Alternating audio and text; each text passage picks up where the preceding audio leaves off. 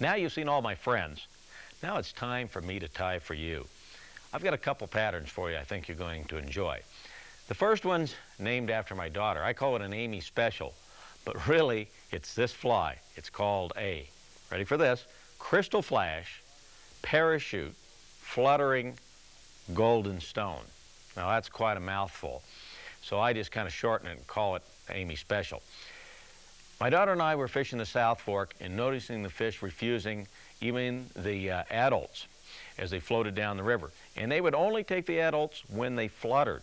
They wanted to be sure that it wasn't an artificial fly. So as we create this fly, I'll tell you more about the story of how we created the fly and how you can modify this to be other types of fluttering flies, like a fluttering caddis, or a fluttering regular stone, or even a hopper. So let's get started. First thing we're going to do is I've got a Dairiki 270 hook, and I'm going to put it in our vise. I'm using the Griffith Patriot vise. Now this is a rotary vise. I have it on a vise extender so I can have it at eye level. Now, unfortunately, I've gotten older since I started doing videos, and the first videos I did, I didn't have these. Now I do. We all get older. Whoops, I dropped my bobbin, which is a common occurrence when you tie flies. Now, I think part of the fun of tying flies is collecting items, and I have yet to find anything that organizes them well. So I think the most fun you can have is trying to find all your materials. So let's get started. I'm using, by the way, some uni thread, and it's a great thread. It's strong, it's very light, it's made in Canada. And I'm going to lay it on my shank and tie it down. Now I'm going to go back to where the shank starts, which is right above the barb. I've got the point there, and I'm going to line it up, and that's where we're going to start. Be careful not to, of course, break the thread. Now, occasionally we break the thread. I don't care how good you are, you still can break thread. Now I'm going to put a little bit of red. Now, a lot of people say, why do you put a red tail on this? Well, it's to imitate an egg sac. Now this golden stone pattern can be tied from size 16, 18 even, all the way to a big size 6. Now we got a big one here that we're tying so you can see it. And I'm going to add this little bit of dyed elk hair, dyed red. And we're going to take it in our stacker and stack it, and then tie it in. Now you might ask, geez, how many strands do you have, Dennis? Well, if you want to count them out, it's going to be about 18, 20 pieces of elk. But if you do that, this fly is going to take you a half an hour to tie. So you kind of estimate it. You don't want it too heavy, but enough to give it the look of an egg sac. Now I would say this would be about the quarter of the shank of the hook will be just about the right length. I'm going to lay it on top and tie it down. Now notice that I trimmed the elk hair so that it actually goes halfway down the shank. That's going to add some thickness to our body.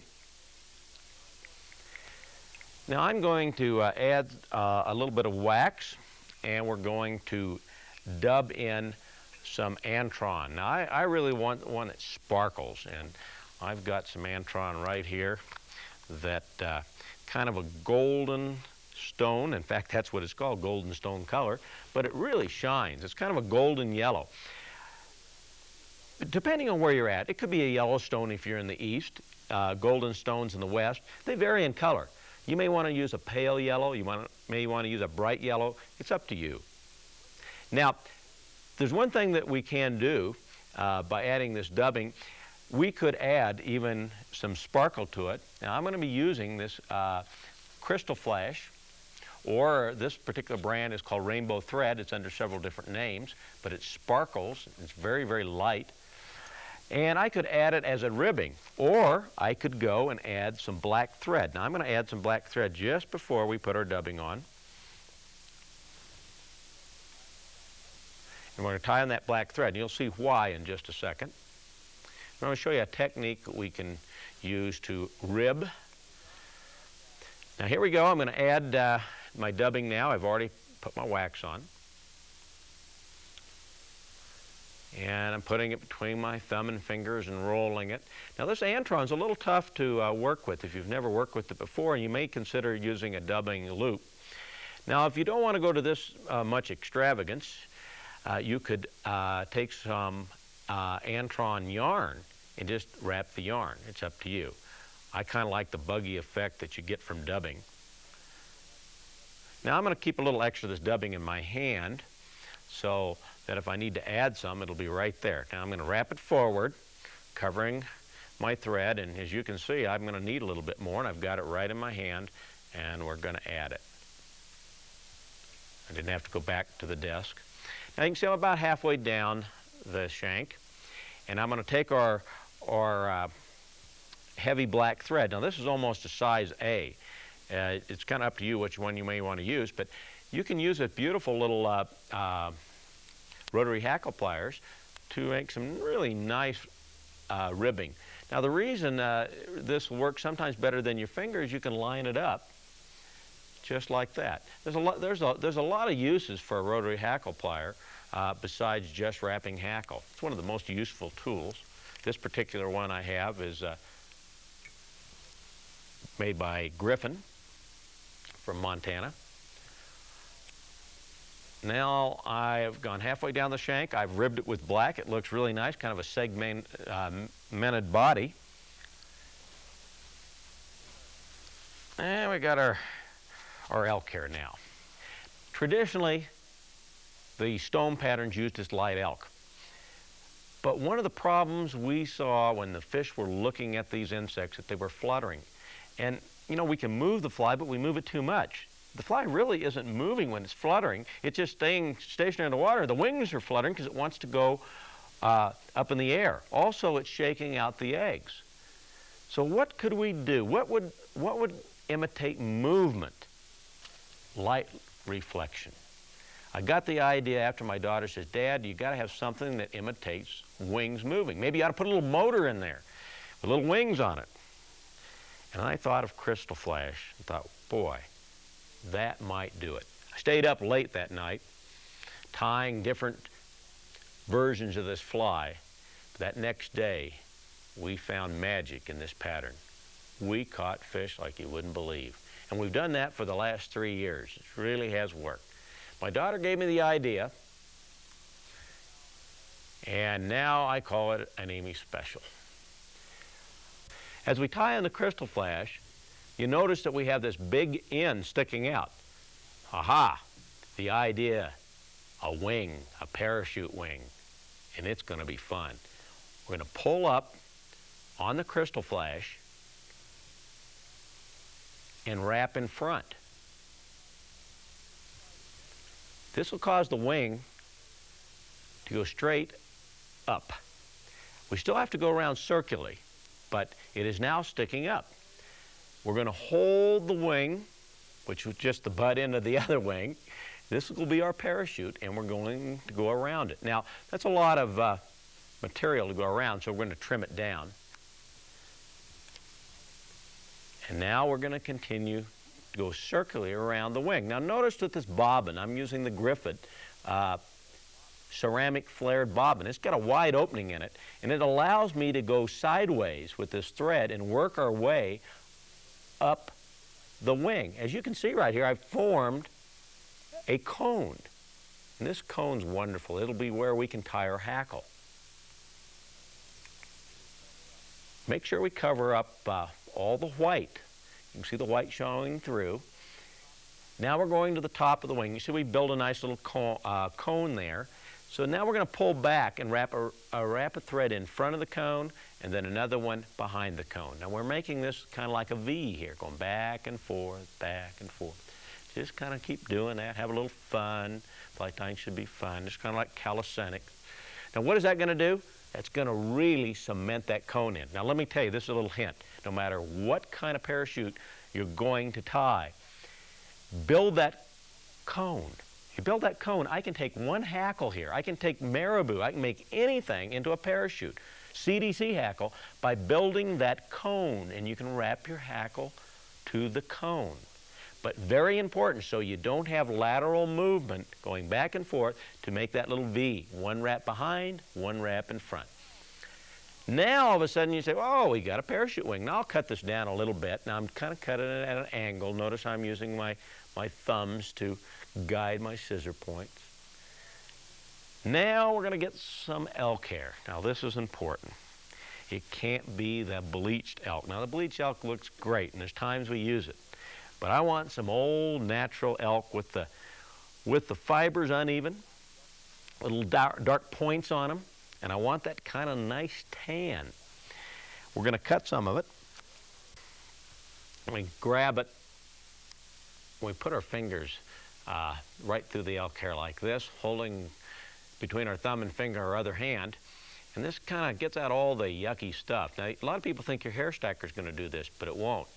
This is going to make you more efficient when you stack the hair. Now we can just take it and stick it in the hair stacker. And then knock, knock, knock. And we've got the ends all nice and stacked. And we're ready to roll. We still grab a hold of the ends and work it back and forth just to make sure that we got everything out. You might want to make sure you thin it down. Now again, how many strands? I could tell you 71. It's going to take some experience. Now I want you to take this in your hand and kind of like you were rolling something between your thumb and your finger till it separates and becomes wide like this. Now what we're going to do is slip it in from the side, pull it up, and make a couple of wraps. Now notice the big ends that are left over, the butt ends are sticking up. And we're going to wrap the thread right through those butt ends. I'm going to pull them right towards us and wrap the thread between them. Pull them back. Wrap the thread between them. Now we're going to go in and trim. Going to give it a little haircut. It's going to sort of look like an irresistible. Notice that I'm using my thumb to guide my scissors. We're trimming it all out. Now at this point you can see how it's spread out. It's flared out. It looks like the wing is fluttering. So what we're going to do again is guide our scissors until we work this butt ends down.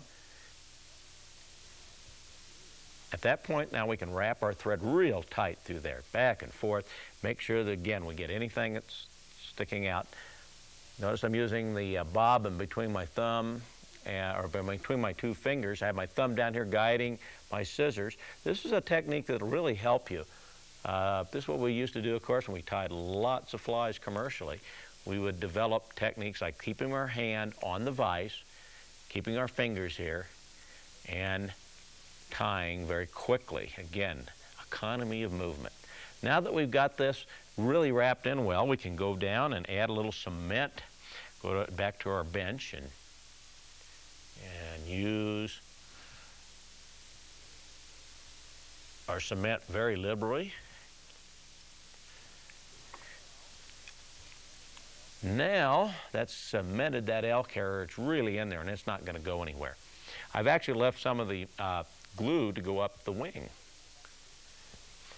Now we're going to go back to our dubbing.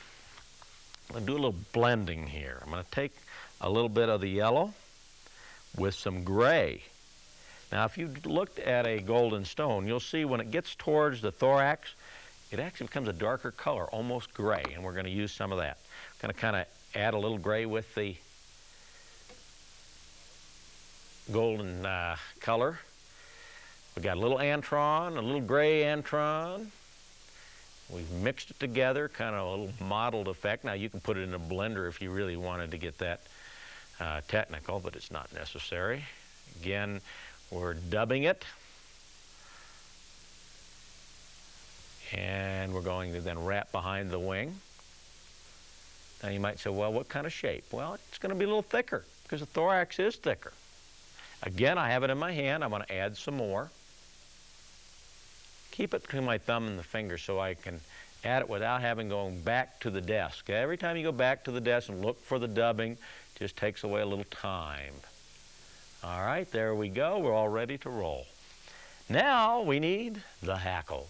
And I'll tell you, this particular technique of wrapping hackle around, parachute style they call it. I've seen every tool made, gallows tools, and the people go nuts.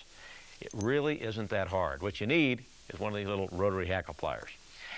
We're going to use some dyed, kind of a dyed ginger grizzly. I don't know how much the hackle color is important. Sometimes I use dun, sometimes just grizzly, some olive. It's kind of up to you. But I'm going to use this ginger. I kind of like it. Seems to work real well. We take one of our hackles. Now, it could be a saddle hackle. This is a pretty good sized fly. And I'm using neck hackle, but you could put saddle hackle. Depends on how thick you want the parachute to be. Now, I'm going to tie in this hackle between my thumb and finger on the left side of the wing. Notice that my thread is right up against the wing. Now on the left side of the wing, I tie it in, and I grasp the vein or the stem and actually made it a part of our little tube there. There we go, right there, and we trim it. As you can see, it's all ready to go. It's right a part of the wing. And we're going to drop some more cement right on that little tube or cone, whatever you want to call it. That's going to help adhere that hackle right to that wing. Now, it's important to note that where my thread is right in front of the wing, right there. Now we're going to get our rotary hackle pliers. Boy, I'll tell you, these are slick. This is really what you need. I'm going to give it a half wrap here. Notice my hands are on the vise here, and I'm going to grasp it. You can see right here how the hackle plier lines up. Oh, this is going to be so much fun. We're going to wrap. We're actually wrapping the same way we wrap our hackle away from us. You say, wait a minute, some of the books say you wrap it towards you. Well, this way you can wrap it easily right away from you. Now we're coming down to the end. You can see, oh, I had so much fun. I could have done that twice as fast too, but I'm doing it slow so you can see it. But you'll get really good at parachutes. Now here's where this hackle plier really shines again. Notice it kept all the hackle nice and straight. But what we're going to do is pull back on our hackle, slide our bobbin, and wrap the thread right up against the body, tying the hackle in. It is in there very secure. When I do this, I can be pulling on the hackle plier. There we go. And we trim. Now, if we needed to, we could add some more dubbing in there, but it's not necessary. Because right now, we can just bring our thread right forward. See this? Just right forward. It actually helps adhere the dubbing, and we tie it off. And now we have a fly, first of all, that solves a lot of problems for us. It's going to ride low in the surface film. That's important.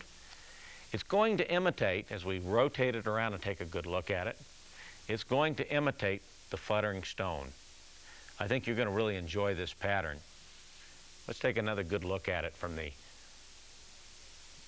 bottom looking up, and you can see, when you hold it up to the light, how that crystal flash really sparkles. Now, what you can do is tie a fly called a fluttering caddis, and let's take a look at that. All you do is substitute, well, you could still use elk, or you could use a softer material like a partridge wing, but it's still making the underwing out of crystal flash, and of course the parachute wing, which the fish are not even going to see, out of the crystal flash. It's a neat pattern. It will work for you. You can do it with hoppers. Anytime you want to create movement, having the light shine through the crystal flash, imitating the wings of the insect fluttering. Enjoy the pattern. I know my daughter and I have really caught some fish on it, and some big fish. Every once in a while, we even let my wife use it.